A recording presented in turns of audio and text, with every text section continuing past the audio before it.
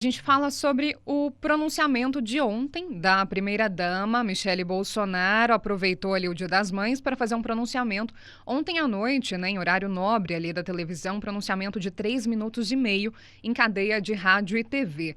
Michele Bolsonaro estava do lado da ministra da Mulher, que para muita gente é uma completa desconhecida, né? Assumiu o cargo agora em abril, quando a ex-ministra Damares Alves saiu para disputar aí, quem sabe, uma vaga na Câmara ou no Senado. Ela estava do lado então da ministra Cristiane Brito.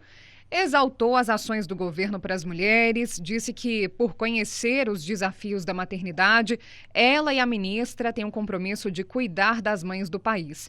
A primeira-dama, né, afirmou que as mulheres são prioridade no Auxílio Brasil, nos programas habitacionais, nos processos de regularização fundiária e, no final do discurso, citou ali, né, mães indígenas, quilombolas ou ribeirinhas.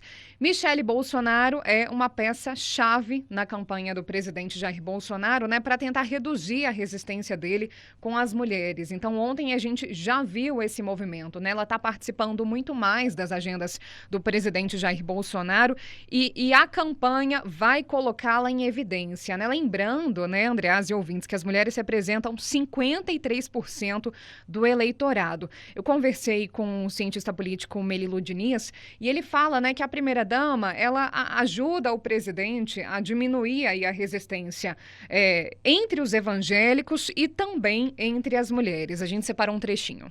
Não tenho dúvida que Bolsonaro começa a colocar a sua tropa eleitoral na rua. A figura de Michele Bolsonaro é fundamental para uma estratégia de reaproximação do eleitorado feminino. A ministra Cristiane Brito era a justificativa exclusiva para poder convocar uma rede de rádio e televisão e possibilitar que se fizesse um ato eleitoral utilizando recursos públicos e o espaço público da cadeia de rádio e de televisão.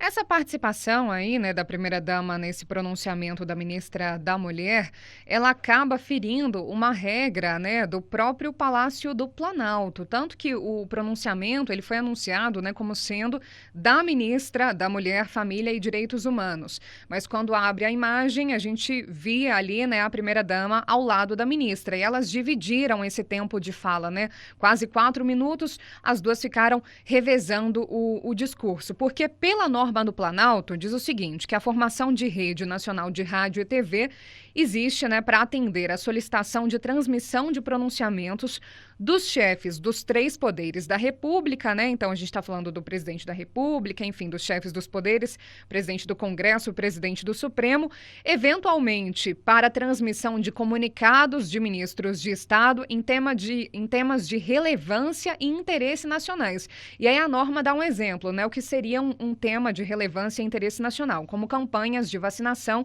para evitar epidemias. Agora, apesar, né, do que diz aqui a norma do Palácio do Planalto, o presidente, o governo, está quase que ignorando, né, esse eventualmente, né, Andreasa, porque desde o começo do ano, contando agora com esse pronunciamento da ministra da Mulher, já foram 8 pronunciamentos, né? 7 já tinham sido feitos, 5 de ministros que, inclusive, estão fora do governo, né? Então, assim, desde o começo do ano, o então ministro da Cidadania, João Roma, que é pré-candidato, fez um pronunciamento. Depois dele, Milton Ribeiro, né, que acabou saindo aí do Ministério da Educação em meio a esses escândalos envolvendo tráfico de influência, enfim, diversas denúncias, né, de mau uso do dinheiro do FNDE. Depois dele, Onyx Lorenzoni, Damares Alves, então ministra da Mulher, Família e Direitos Humanos, Rogério Marinho, Marcos Pontes, Marcelo Queiroga e agora ontem, então, a ministra da Mulher, Família e Direitos Humanos, já nessa estratégia do governo, né, de tentar se aproximar, diminuir a resistência do eleitorado feminino. Andreasa. Thaisa, é o seguinte, pingos nos is aqui. Primeira-dama, Michele Bolsonaro, pode participar à vontade, como quiserem, da campanha eleitoral de Jair Bolsonaro. É do jogo. Não há qualquer problema nisso.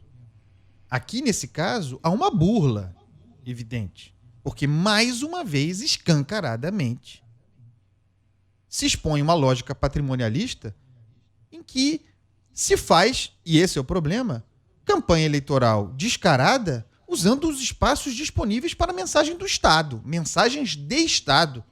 Para isso e por essa razão, e sob uma lógica parcimoniosa, que é a lógica da República, impessoal, por essa razão se convoca cadeia de rádio e televisão para fazer pronunciamento. Vá lá que o Marcelo Queiroga o faça para falar sobre a pandemia e para dizer que a pandemia não existe mais e para falar do que quer que seja. É o ministro do Estado fazendo uma comunicação de Estado, concordemos ou não com ela. Para isso existe. Agora, esse desfile de pré-candidatos, como ficou evidente depois, usando esse espaço de Estado para a campanha eleitoral, e agora, nesse caso da primeira-dama, isso é absolutamente inaceitável. Mensagem dos Dias das Mães, ninguém quer isso. Inacreditável, mas é o patrimonialismo, é a dissolução das fronteiras entre impessoalidade republicana, conforme previsto na Constituição, e patrimonialismo, a ideia de que o Estado é para isso mesmo. Mas essa é a lógica do bolsonarismo. Afinal de contas, Jair Bolsonaro sabe-se lá como, eleito para combater com o discurso de combate, alguém acreditou nisso, de combate ao sistema, construiu dentro desse sistema, dentro do Estado, uma empresa familiar, bem-sucedida. Ele primeiro, depois todos os filhos. Essa é a lógica que resulta nesse tipo de coisa, Thaís Oliveira. Importante isso.